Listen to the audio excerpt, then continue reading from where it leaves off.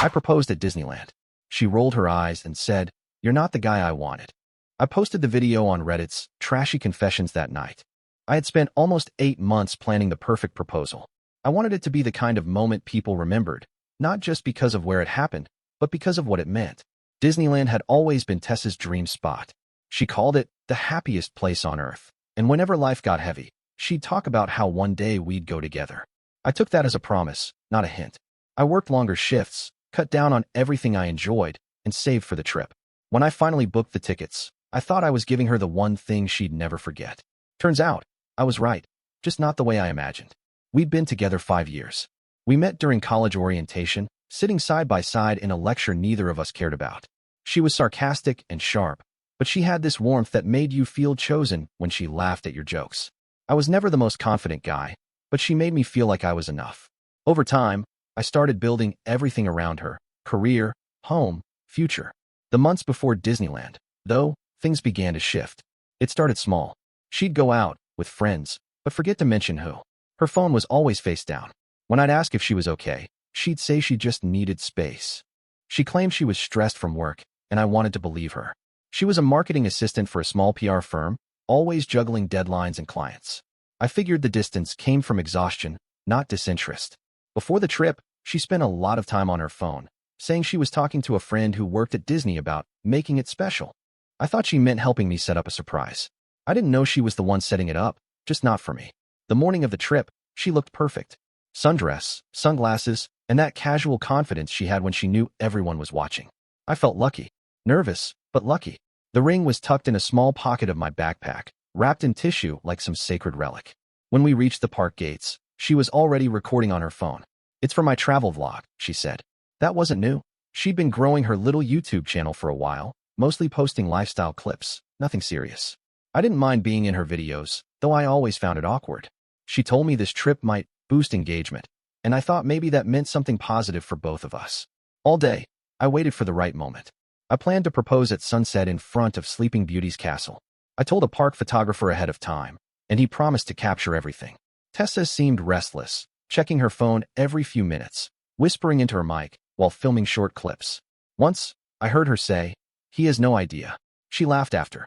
I thought she meant a surprise. Maybe she'd planned something for me. When the time came, I led her toward the castle. The crowd was thick but cheerful, families taking photos, children waving plastic wands. My palms were sweating so badly, I almost dropped the ring box. The sun was sliding low, making everything gold. I remember thinking it was perfect. I got down on one knee. The sound of the crowd dimmed, and all I saw was her face, or rather, what it became. Not surprise, not happiness, just this mix of shock and irritation, like I'd ruined her day. She stared at me for a long second.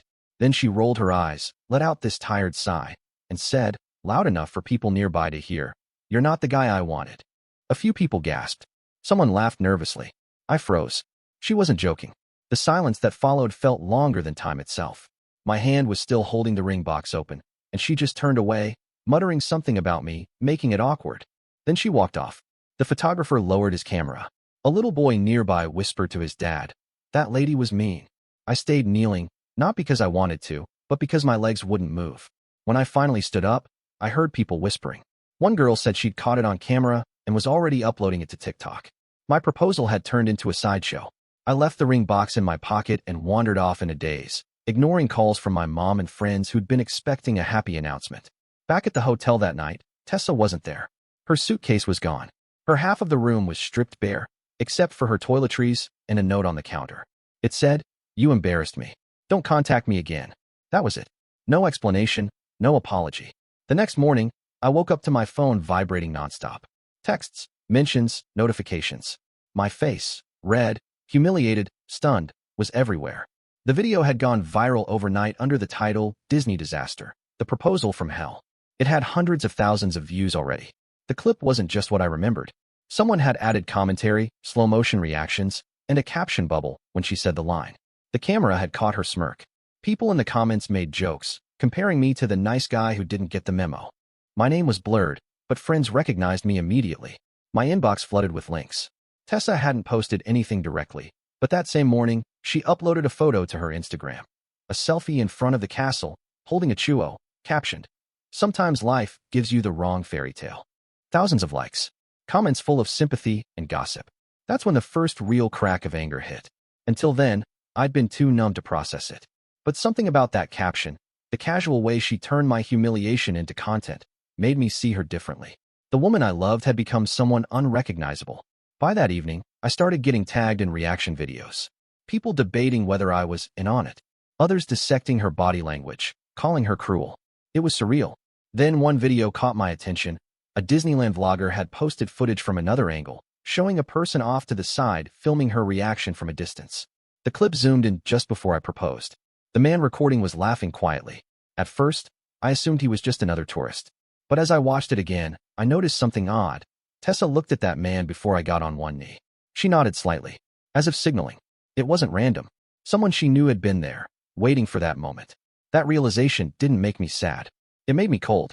I closed my laptop, sat in the dark hotel room, and tried to remember the last time she'd looked at me the way she used to. I couldn't.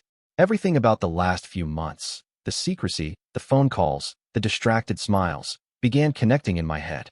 That night, I didn't sleep. I kept replaying the video, the smirk, the words, the crowd. I didn't know yet what to do, but I knew one thing for certain. The next time her name went viral, it wouldn't be on her terms. When I flew home the next morning, the video had already crossed 2 million views. People were stitching it, laughing, adding reaction commentary. Every scroll on social media felt like watching a replay of the same nightmare. My coworkers had seen it. My mother called crying. And through it all, Tessa stayed silent. No texts, no calls, nothing. For the first few days, I kept hoping she'd show up with some kind of explanation. That maybe she panicked. That maybe it wasn't what it looked like. But reality hit harder with every hour that passed. She had deleted me from her socials. The woman I thought I'd spend my life with had vanished while the world laughed at me. Then came the Reddit message. The username was something like Magic Kingdom Insider. It was short, blunt, and completely unexpected. The message said they'd seen the viral clip, recognized Tessa, and thought I deserved to know what really happened. They claimed to have overheard her at the park, bragging to someone over the phone before the proposal, saying, "He's actually going to do it. Can you believe he still thinks I love him?" I wanted to believe it was fake. The internet breeds liars. But attached were 2 photos taken near the castle earlier that day. One of her holding her phone with that smug grin, another showing a tall guy leaning against a fence, filming from afar. The same one I'd noticed in that vlogger's footage. The stranger said the man's name was Brandon, a regular at the park who worked nearby. My stomach dropped. I knew that name. Tessa's ex-boyfriend from college. The guy she said meant nothing anymore. I hadn't thought about him in years. But now he was right there, standing behind her, camera raised, recording my humiliation like it was a comedy sketch. I scrolled down. The stranger attached a screenshot of Tessa's Instagram story from a private backup account I hadn't known existed. In the caption, she'd written, "This is going to break the internet." The timestamp matched the exact time of my proposal. That was when I realized it hadn't been spontaneous. It was planned. The next evening, more proof surfaced. People online began digging into her social media, finding connections she'd tried to hide. On TikTok, someone slowed down the original video frame by frame, revealing that a lavalier mic was clipped under her collar.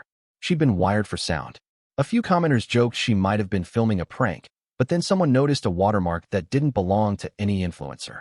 It was from Brandon's company account. He ran a small marketing channel where they filmed social experiments.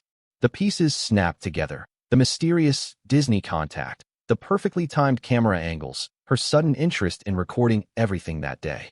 It wasn't a coincidence. It was content. I'd been the content. The video had been monetized too. Someone uploaded the full footage, with commentary and ad breaks, to a new YouTube channel that used her email as recovery contact. The monetization had already been approved. The date of approval was 3 days before the trip. That was when rage replaced shame. Every smile she gave me that day was an act. Every second of my heartbreak was budgeted for engagement. I didn't reply to the Reddit user immediately. Instead, I spent the next 48 hours digging. The more I found, the less I recognized the person I'd loved. There were screenshots from a private group chat she'd run with other content creators. They joked about auditioning for sympathy. One message from Tessa said, "If this blows up, I'll finally have leverage when Brandon leaves her." That line froze me. When Brandon leaves her, it meant he wasn't single. He had a fiancée. A quick search confirmed it. He was engaged to a woman named Alyssa, and their wedding website was still public. Photos of him and Tessa were months old. Same background, same smile. She hadn't just betrayed me. She'd been using me to make him jealous while pretending to move on. The humiliation twisted into something sharper. Not sadness, but a need to flip the script. She wanted attention. Fine. I'd give her more than she could handle. I started by creating a burner Reddit account under the name Castle Crash 2025. I downloaded everything. The viral video, her story posts, even the metadata from her monetized upload. Then I wrote a short post on /off my chest titled, "She turned my proposal into a public stunt." I didn't name her, just described the situation and attached a still frame from the video. It hit the front page within hours. Commenters flooded in, dissecting every second of her reaction, calling it cruel, narcissistic, staged. Some people even started investigating her online, piecing together her identity from background details. By morning, someone linked her business page. The comments there turned brutal. Brands began quietly removing her from their influencer collaborations. She posted a vague note on her story. People love twisting narratives. It only made things worse. Then I got another message from the same Reddit user. They said Brandon had panicked. Apparently, Alyssa, his fiancée, saw the viral video and recognized his voice laughing in the background. The engagement ring photo she'd posted a week earlier vanished. Her page went private. I hadn't done anything directly to him, but collateral damage was already in motion. 3 days later, Tessa finally texted me. The message said, "You had no right to post about us. Take it down." I didn't respond. 10 minutes later, she sent another. "You don't understand what you've started." She was right. I didn't, but I was about to. The post had taken on a life of its own. Internet sleuths found the YouTube monetization evidence and cross-referenced the email domain. It led straight to her professional website. Within 24 hours, her employer, a boutique PR firm, issued a statement saying they were reviewing conduct related to social media ethics. The irony was unbearable. She'd built her career on managing reputations. Now hers was burning down faster than I could process. Meanwhile, Brandon's company was being flooded with bad press too. His business account, which once bragged about viral authenticity, went dark. I watched all of it unfold from my apartment, silent, not celebrating, not gloating, just observing.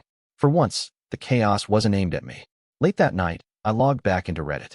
My post had been archived, but dozens of reposts were still climbing in views. One particular thread caught my eye. Someone had uploaded side-by-side clips of her castle reaction and a leaked recording from a podcast she'd done months earlier, bragging about manipulating algorithms by baiting emotional men. Her voice was identical. That was the final nail. The internet didn't need me anymore. It had already turned her into a case study. I leaned back in my chair and watched the numbers rise, the threads multiply, the hashtags trend. I realized she'd built her empire on people watching her, craving attention. Now she had it, just not the kind she wanted. Somewhere deep down, I knew this wasn't over. She'd try to fight back, but I wasn't afraid. For the first time in years, she didn't control the story. I did, and the world was finally listening. The day Tessa's employer suspended her, I realized just how fast digital justice could move. It wasn't the result of some master plan. I hadn't hacked anything or bribed anyone. I'd simply let her own words breathe in public. The rest took care of itself. Still, a part of me wanted something more complete, not out of spite, but out of balance. I'd spent months building a moment meant to symbolize trust and love. She'd turned it into a humiliation reel for profit. If she wanted to monetize emotions, I'd show her what real engagement looked like. I opened my editing software, the same one I'd used to cut small highlight videos for friends. I imported everything: her staged proposal footage, the viral TikToks, the screenshots, and her group chat messages. Then I arranged them into a 12-minute short documentary titled, "She Used Me for Content." The video didn't attack her directly. It simply told the story chronologically: proposal, betrayal, monetization, exposure. Every piece of evidence was there, time-stamped and unaltered. When I posted it on Reddit's r/Trashy Confessions, I didn't expect what came next. Within 2 hours, it hit the top of the feed. Within 12, it was everywhere. News outlets picked it up. Reaction channels uploaded breakdowns. People in the comments called it the most perfectly executed self-own in influencer history. By morning, her full name was trending. Someone traced her LinkedIn profile, which led to her PR firm's website. They'd already removed her photo from the team page. Her sponsors followed, one by one, deleting collaboration posts and issuing apologies for inappropriate behavior by a partner. But the internet never stops at justice. It keeps digging. Viewers uncovered that her Disney proposal video had been filmed without a proper media permit. Disneyland's legal department took notice because she'd monetized the footage on YouTube. That single technical violation turned into a corporate nightmare. The park's PR division reached out to me through email, politely requesting a statement. I sent them copies of everything: her emails arranging the recording, the proof that she'd planned to profit off the footage. A week later, Disneyland banned her indefinitely from all properties for unauthorized commercial filming. That detail leaked online through an internal employee forum, and the comments were merciless. Some joked she'd have to propose to herself in a parking lot next time. Her downfall triggered collateral damage. Brandon's fiancée, Alyssa, resurfaced briefly to post a calm but devastating message on her social media. To those sending me the video, I've seen it. I wish them both luck rebuilding what they destroyed. That single line went viral too. Brandon's company lost clients after screenshots showed he'd laughed in the background during the Disneyland fiasco. Meanwhile, my inbox filled with offers, podcasts, interviews, sponsorships, even one brand offering to pay me to wear their shirt in a response video. I ignored them all. I didn't want fame. I wanted quiet recognition that I'd even the score. But quiet wasn't an option anymore. A week after the r/Trashy Confessions post, someone messaged me claiming to be from a small news network. They said Tessa had agreed to an exclusive interview to tell her side. The teaser dropped that evening. She sat in a pastel-colored studio, pretending to cry, saying I'd weaponized the internet against her and edited footage out of context. She insisted it had been a social experiment about authenticity in relationships. But people didn't buy it. They recognized the same tone she used in her old videos, the fake empathy, the soft-spoken rehearsed vulnerability. The dislikes on the interview outnumbered the likes within hours. Memes exploded. One of the top comments read, "Imagine gaslighting the entire internet after gaslighting your boyfriend." That night, a new video appeared, an unedited clip from her own camera crew, leaked anonymously.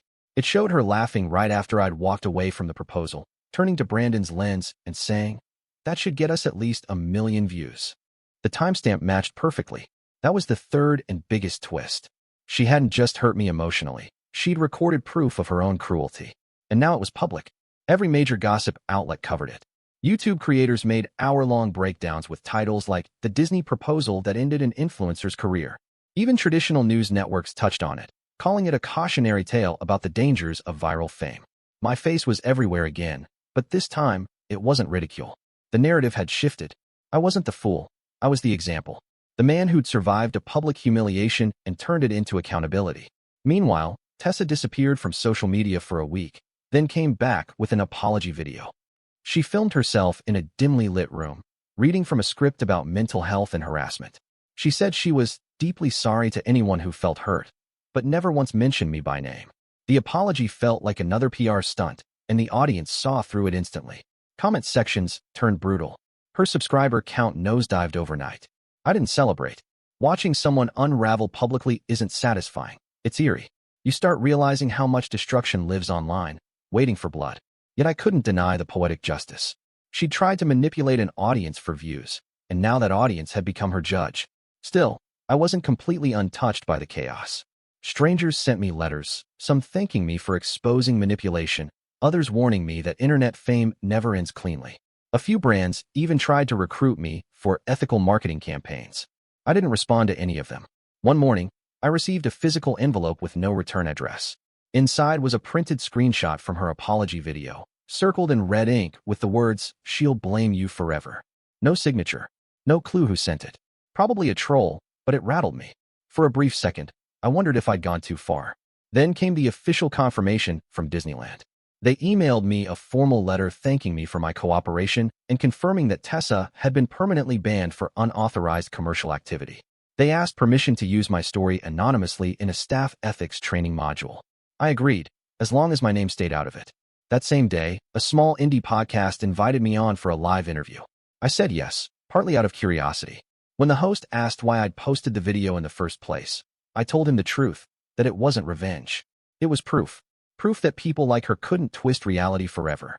By the time the episode aired, I had already deleted my Reddit throwaway.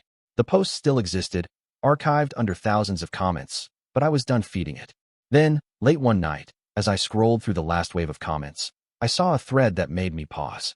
Someone had uploaded screenshots from a casting call for a new reality series, Influencer Redemption. Among the listed applicants was Tessa's name. She'd actually applied. The internet roasted the announcement so badly that the producers pulled it down within 24 hours. It should have been funny. Instead, it just felt sad. Somewhere out there, she was still chasing validation, still trying to control a story she no longer owned. And all I could think was how easily it could have been me. Trapped in the same cycle, chasing approval, mistaking attention for love. For the first time since that disastrous day, I shut off every screen in my apartment and sat in silence. The noise faded, the anger dulled, and I realized something simple. She had destroyed her own world. All I did was hold up a mirror. 2 months after Disneyland, the world finally quieted down, at least on the surface. But the storm had left permanent scars. Tessa's apology video had been buried under reaction clips, duets, and parodies. The phrase, "You're not the guy I wanted," had become a meme template. People used it for jokes about jobs, sports teams, even pizza orders. Her voice, once confident and rehearsed, had become internet shorthand for regret. Every algorithm that once boosted her now shadow banned her for low engagement and toxicity reports. I'd stopped checking comments weeks ago. At first, I followed the fallout obsessively. I watched sponsors withdraw, read every article dissecting the scandal, and even saved the news screenshots like trophies. But obsession turned sour fast. Every headline felt emptier than the last. What began as justice had morphed into noise, and the noise had started echoing inside me. Then came the letter. It arrived through my lawyer, sent from hers. A formal cease and desist, demanding I remove all remaining content contributing to harassment and reputational harm. I laughed at the irony. She'd built her career on exploiting public attention, and now she wanted privacy. My lawyer replied with a single-page response. Our client did not originate nor profit from the shared material. The content in question was self-published by Ms. Whitmore. That ended it. Still, the fact that she tried to fight back made me realize something. She wasn't done spiraling. She couldn't be. People like her needed control more than peace. Around the same time, I got another email, this one from a documentary production company. They were working on a project about the blurred line between love, content, and humiliation, and they wanted to feature me. I almost declined. But their message was thoughtful, not exploitative. They weren't after gossip. They wanted perspective. When we filmed, I told the truth. No bitterness, no mockery. I explained how it started with good intentions, how I ignored every red flag because I thought love was supposed to hurt a little, how easy it is to mistake manipulation for passion when you've never known the difference. The producer said they'd never had someone speak so calmly about being destroyed publicly. The documentary aired 6 weeks later. It didn't go viral like the scandal, but it found its audience. People wrote to thank me for being honest.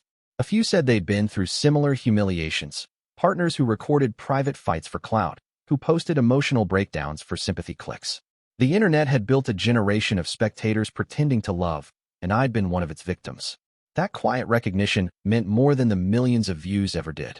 Meanwhile, Tessa had gone silent again. Her last appearance online was a screenshot of a job rejection email. She captioned it, "People won't hire me because they think I'm unstable." Maybe they're right. It was deleted within hours, but screenshots spread anyway. I didn't feel pity, just finality. She'd wanted a viral life. She got one. She just forgot that the internet never lets you decide when the show ends. Brandon wasn't any luckier. His company dissolved after a string of clients withdrew. Word spread that he'd been blacklisted by several agencies. Alyssa moved to another state, got engaged to someone new. Life had quietly punished him without my involvement. As for me, I kept working my regular job, but things weren't the same. People treated me differently, not badly, just carefully, like I was the guy who'd seen too much. My coworkers avoided jokes about relationships. My friends stopped asking if I was dating again. I didn't mind. The peace was better than their curiosity. Months later, something unexpected happened. I got a check in the mail, royalties from the documentary. It wasn't much, but it was enough to spark an idea. I'd always liked editing, and after everything that had happened, I understood online storytelling better than most. So I started a small media consultancy, helping people manage digital crises, teaching them how to protect their images online. It grew fast. Apparently, there's always a market for regret. Ironically, the skills I learned cleaning up her disaster became the foundation of my new career. When the same entertainment network that once covered my humiliation invited me back for a commentary segment on influencer accountability, I accepted. This time, I wasn't a subject, I was an analyst. I never mentioned her name.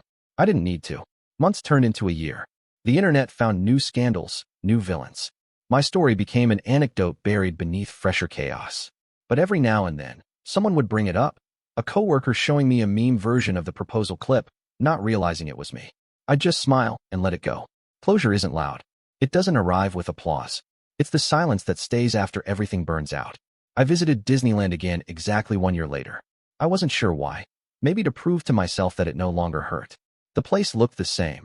Families laughing, children waving balloons, couples posing for photos near the castle. I walked past the same spot where I'd knelt, now repaved with brighter tiles. A young man was proposing to his girlfriend right there. The crowd cheered. She cried, nodded, and pulled him into a hug. The photographer captured it perfectly. For a moment, I stood among them, blending in with the strangers, just another face smiling for someone else's fairy tale. When they cleared the area, I stayed behind. I didn't film. I didn't even take a photo. I just stood there, breathing in the mix of laughter, music, and distant fireworks. It didn't sting anymore. Later, sitting at a small cafe outside the park, I checked my phone. My inbox had another message, this time from a university professor asking if I'd guest lecture about narrative control in digital culture. The irony made me laugh. The guy who lost control of his own story was now teaching others how to keep theirs. That night, I walked along the hotel balcony and watched the fireworks light up the sky. The same colors that had framed my heartbreak now looked different. Not mocking, just bright, indifferent, beautiful anyway. Maybe that's what healing really is, realizing the world keeps its rhythm whether you're broken or not. Before going to bed, I scrolled once more through the old Reddit thread, still archived, still full of strangers debating whether I was justified. The top comment said, "He didn't ruin her life. He just let her write the ending herself." That felt true. I closed the laptop, turned off the lights, and thought about everything that had happened. The proposal, the betrayal, the revenge, the silence. Somewhere in that chaos, I'd learned something no viral video could teach. That losing someone's love isn't the worst thing that can happen to you. Losing your self-respect is. And I had gotten mine back, not through revenge, but through understanding that sometimes justice doesn't need a stage. It just needs time. When I checked out the next morning, the hotel clerk handed me a souvenir keychain shaped like a small glass slipper. He said it came with the room package. I almost left it behind, then decided to keep it. Not as a reminder of her, but as proof that fairy tales can still exist, just not always the way you expect. I slipped it into my pocket, stepped into the California sunlight, and walked away without looking back.